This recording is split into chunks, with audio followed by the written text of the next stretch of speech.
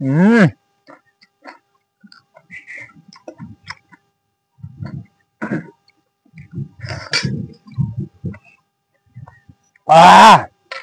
অমৃত খাচ্ছি একবারে।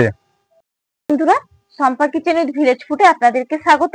প্রতিদিনের মতন আবারও চলে এসেছি। এখন যা গরম পড়েছে, একদম কিন্তু রিচ খেতে ভালো লাগছে না, একটু ঠান্ডা ঠান্ডা কিছু খেতে ইচ্ছে করছে। তাই ভাবলাম যে আজকে পান্তা ভাত করি। পান্তা ভাত কিন্তু আমরা সবাই বাড়িতে বানিয়ে থাকি। আজকে আমি পান্তা ভাতটা বানাবো একটু ভিন্ন স্বাদে।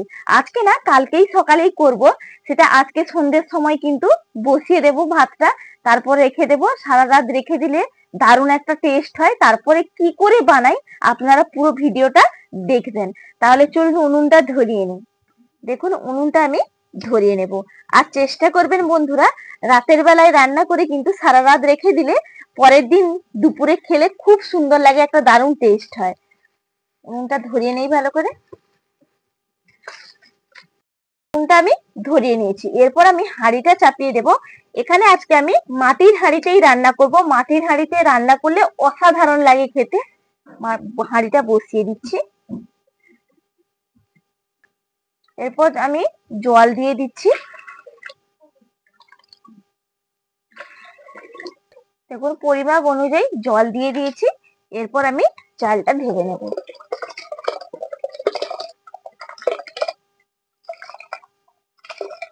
এরপর ঢাকা চাপা লাগিয়ে দিচ্ছি।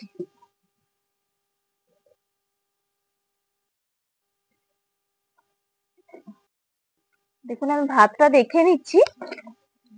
ভাতটা কিন্তু একদম হয়ে গেছে। এরপর এটা আমি নামিয়ে নেব। একটা জামবাটির মধ্যে আমি ফ্যানটা গড়িয়ে নেব। পুরোটা কিন্তু গড়িয়ে নেব না, কিছুটা রেখে দেব।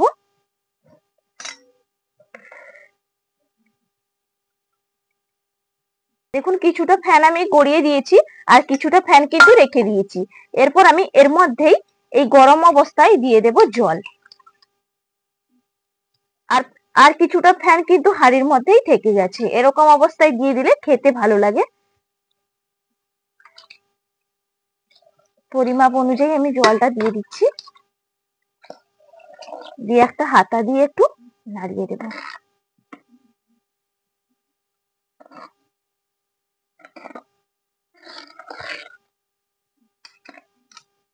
দেখুন, একদম কিন্তু এটা রেডি হয়ে গেল।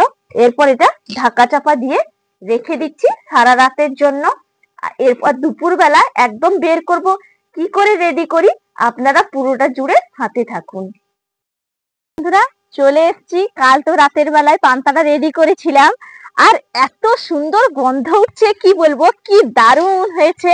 আরো এর মধ্যে কিছু জিনিস মিশিয়ে নেব, সেটা কিন্তু পুরো একদম লাস্টে করব। আপনারা দেখবেন পুরো লাস্টে কিভাবে পান্তাটা বানাই। সবাই আমরা পান্তা ভাত খেতে তো খুবই ভালোবাসি, বিশেষ করে গরমের সময় একদম উপযুক্ত। আর পেট ঠান্ডা রাখার জন্য কিন্তু এই পান্তা ভাত খুবই প্রয়োজন। আর এই পান্তা ভাত খাওয়ার জন্য কিন্তু একটু আলু চোখা, শাক ভাজা আর একটু বেগুনি না হলে কিন্তু একদম জমে না। তাই এগুলো আগে বানিয়ে নেই, তারপরে পান্তা ভাতটা বানাবো। উনুনটা ধরিয়ে নেই। উনুনটা আমি ধরিয়ে নিয়েছি।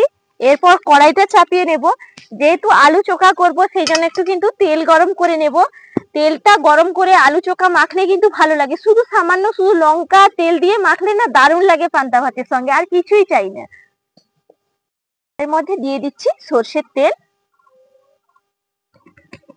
হয়ে গেছে, তেলের মধ্যে দিয়ে দিচ্ছি লবণ, আর দিয়ে দিচ্ছি দুটো শুকনো লঙ্কা।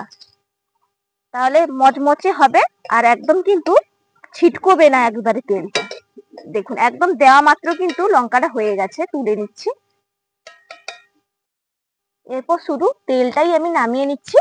এখানে দেখুন, আলুটা আগে থেকে কিন্তু থেতলে রেখেছি। আলুর মধ্যে আমি তেলটা দিয়ে দিচ্ছি। এরপরে ঠান্ডা হলে মাখাবো। দেখুন, এই যে বেগুন, এই বেগুন দিয়ে কিন্তু বেগুনি বানাবো। তার জন্য কড়াইতে তেলটা গরম করতে বসিয়ে দিই, তারপর বেগুনটা কেটে নেব।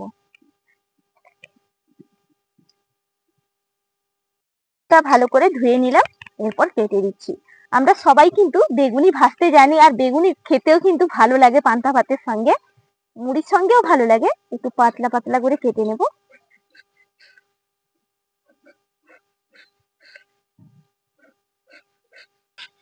দেখুন বেগুনটা আমার কাটা প্রায় হয়ে গেল। আর একটা বেগুন দিয়ে কতগুলো বেগুন হয়েছে দেখুন। একদম একটু পাতলা পাতলা করে কেটেছি, পাতলা কাটলে কিন্তু বেগুনিটার স্বাদ ভালো হয়। দেখুন কাটা হয়ে গেছে।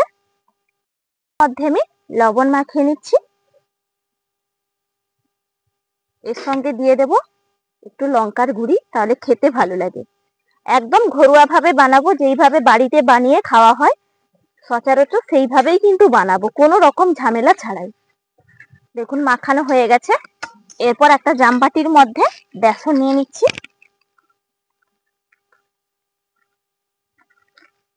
নিয়ে নিচ্ছি লবণ, আর নিয়ে নিচ্ছি হলুদের গুঁড়ি। এরপর মাখিয়ে নিয়ে অল্প অল্প জল দিয়ে বাটারটা তৈরি করে নেব। একদম আমার রেডি হয়ে গেছে। এরপর আমি এগুলো ভেজে নেব। এরপর আমি তেলটা গরম হয়ে গেছে, বেসনের বাটারে চুবিয়ে নিয়ে দেখুন দুটা কোট করে নিয়েছি। এরপর আমি দিয়ে দিচ্ছি। দেখুন কি সুন্দর বেগুনিটা ফুলে উঠেছে।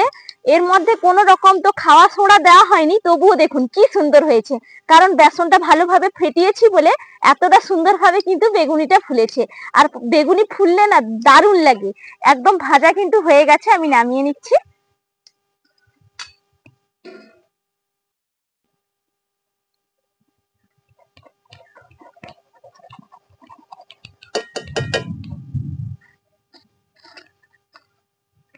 দেখুন সবগুলো বেগুনি আমার ভাজা হয়ে গেছে। তেলটা গড়িয়ে রেখে দিয়েছি। এরপর দেখুন এখানে আমি ভেজে নেব শুশনি শাক। শুশনি শাক পান্তার মধ্যে খেতে এত ভালো লাগে। শুশনি শাকটা ভেজে নিচ্ছি, ধুয়ে পরিষ্কার করে আমি কেটে নিয়েছি।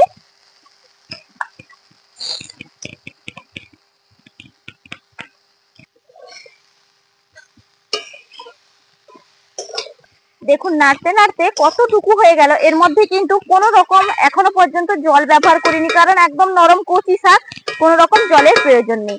এরপর আমি এর মধ্যে দিয়ে দেব লবণ। আগে থেকে দিলে কিন্তু পরিমাপটা বুঝতে পারবেন না, এই জন্য যখন শাকটা ঝরে যাবে তখন কিন্তু তারপরেই লবণটা দেবেন। ভালো করে লবণ দিয়ে নাড়িয়ে নিচ্ছি। দেখুন একদম কিন্তু জলটা শুষে নিয়েছে, জল তো দিইনি, নাড়তে নাড়তে যেইটুকু শাক থেকে জল বেরিয়েছে সেই জলটা কিন্তু শুকিয়ে গেছে। এরপর এরকম করে ফাঁক করে দেব, মাঝখানটা ফাঁকা করে দিচ্ছি। দিয়ে দিচ্ছি তেল, সর্ষের তেল। রসুনটা একটু থেতলে নেব। একটু আধ ভাঙা করে কিন্তু রসুনটা থেতলে নিয়েছি। খুব একটা বেশি থেতো করলে খেতে ভালো লাগে না, আধ ভাঙা করলে মুখে পড়লে ভালো লাগে। শুকনো লঙ্কা একটা মাঝখান দিয়ে কেটে নিয়েছি, শুকনো লঙ্কাটা তো দিয়ে দিলাম, একটু নাড়িয়ে নেব। এর মধ্যে দিয়ে দিচ্ছি পেঁয়াজ কুচি। পেঁয়াজ দিলেও কিন্তু শুশনি শাকের মধ্যে ভালো লাগে। আর সঙ্গে দিয়ে দিচ্ছি রসুন, দুটোই দিলাম। আপনারা চাইলে আবার স্কিপও করে দিতে পারেন, পেঁয়াজটা নাও দিতে পারেন, কিন্তু দুটো দিয়ে ভাজলে না দারুণ লাগে খেতে। দেখুন ভাজা হয়ে গেছে, খুব আবার বেশি ভাজার দরকার নেই, হালকা করে ভাজবেন তাহলে ভালো লাগবে সেন্টটা। এরপর মিশিয়ে নিয়ে নাড়িয়ে তুলে নেব। ভাজা রেডি, এরপর তুলে নিচ্ছি। সঙ্গে ফোড়ন হিসেবে ব্যবহার করব, সেই জন্য কড়াইয়ের মধ্যে দিয়ে দিচ্ছি তেল। সর্ষের তেলে কিন্তু ফোড়নটা দেব। হয়ে গেছে, তেলের মধ্যে আমি দিয়ে দিচ্ছি কালো সর্ষে, দিয়ে দিচ্ছি পেঁয়াজ কুচি, আর দিয়ে দেব লঙ্কা কুচি। যে যেরকম ঝাল খাবেন সেই অনুযায়ী কিন্তু দিয়ে দেবেন। এরপর আমি এর মধ্যে দিয়ে দেব কারি পাতা। হয়ে গেছে, খুব আবার কড়া করে ভাজবো না, তাহলে এর মধ্যে কোনো টেস্ট থাকবে না। এরপর আমি নামিয়ে নিচ্ছি। সব তো ভাজা একদম রেডি করে নিয়েছি। এরপর আসল এই পান্তাটা রেডি করে নেব। ঢাকা চাপাটা খুলে নিই। প্রথম আমি দিয়ে দেব লবণ। আলাদা করে আর লবণ মেশানোর দরকার হবে না, এর মধ্যে দিয়ে দিলাম লবণ। তারপর ভালো করে মিশিয়ে নিচ্ছি।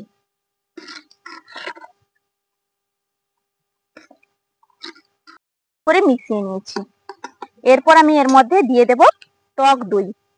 টক দইটা কিন্তু দিলে অসাধারণ টেস্ট যেরকম হবে আর পেট ঠান্ডা করতে কিন্তু খুবই প্রয়োজনীয়। আর টক দইয়ের মধ্যে তো অনেক গুণাগুণ আপনারা জানেন। এরপর ভালো করে মিশিয়ে নিচ্ছি।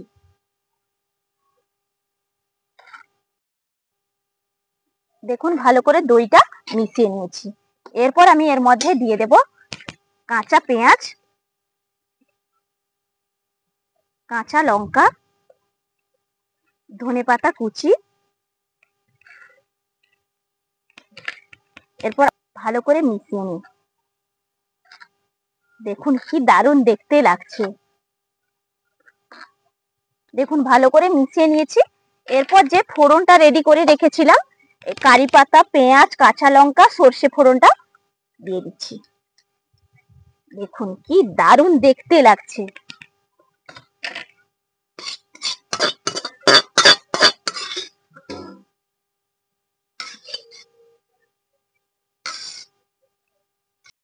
কিছু তো দিয়ে দিয়েছি। এরপর ভালো করে আবারও একবার মিশিয়ে নিচ্ছি। দেখুন কি অপূর্ব হয়েছে, দেখতে তো অসাধারণ হয়েছে, খেতেও দারুণ লাগবে। একদম রেডি হয়ে গেল। এই যে পান্তা ভাত রেডি হয়ে গেছে। এটা এরপর ঢাকা চাপা দিয়ে দিই। যখন খাবো তখন কিন্তু ঢাকনাটা খুলবো। আর যেহেতু আগে আলু চোখাটা করব বলে এখানে লঙ্কা তেলটা তো করে রেখেছিলাম, এটা মাখিয়ে নিই। দেখুন লঙ্কাটা মাখিয়ে নিচ্ছি। আর শুকনো লঙ্কা সর্ষের তেল দিয়ে মাখালে না আলুটা দারুণ লাগে খেতে। মাখানো হয়ে গেছে আর আলুটা দেখতে কতটা সুন্দর লাগছে বন্ধুরা। আর তেলের মধ্যে লবণটা দিয়েছিলাম বলে ঠিকঠাক একদম আছে। আপনাদের যদি প্রয়োজন হয় তাহলে দিয়ে এরকম মাখিয়ে নেবেন। আমার যেহেতু প্রয়োজন হলো না সেই জন্য এরকম মাখিয়ে নিয়েছি। দেখেই তো পুরো জিভে জল চলে আসছে একবারে। দেখুন একদম আলু চোখা রেডি।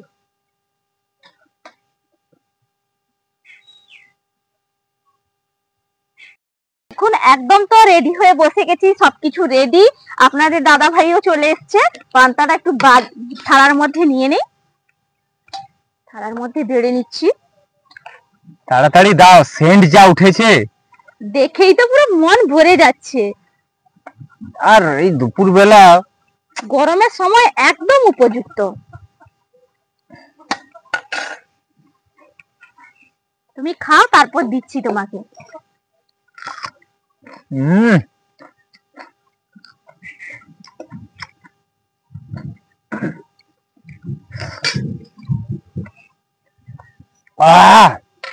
অমৃত খাচ্ছি একবারে। তারপর আর পান্তার সঙ্গে পেঁয়াজ লঙ্কা না খেলে হয়। তারপর এখানে আমি শাক ভাজা, আলু চোখা, বেগুনি তার সঙ্গে এগুলো দিয়েছি। কেমন খেতে হয়েছে তুমি খাও, তারপরে তুমি বলবে। দারুণ, এত সুন্দর হয়েছে।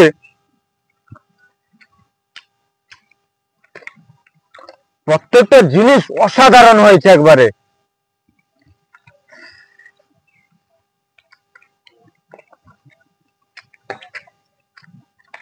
আমিও খেতে একদম বসে পড়লাম।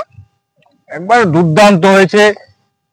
এরকম গরমের সময় যেন অমৃত খাচ্ছি একবারে। কাঁচা পেঁয়াজ থাকলে আর মনে হয় কিছুই লাগবে না, সঙ্গে লঙ্কা দিয়ে খাও। আর পান্তাটা এত সুস্বাদু হয়েছে। এইভাবে বন্ধুরা একবার হলেও বাড়িতে এই গরমের সময় আপনারা ট্রাই করতে পারেন। সব দিন তো অনেক রকম রেসিপি খাওয়া হয়, অনেক নিত্য নতুন আইটেম করা হয়, কিন্তু এই বাঙালির গ্রাম্য পদ্ধতিতে এরকম পান্তা ভাত সচরাচর কিন্তু খুব কমই খাওয়া হয়। একবার হলেও এই গরমে এরকম রেসিপি করে খাবেন, সবারই কিন্তু ভালো লাগবে।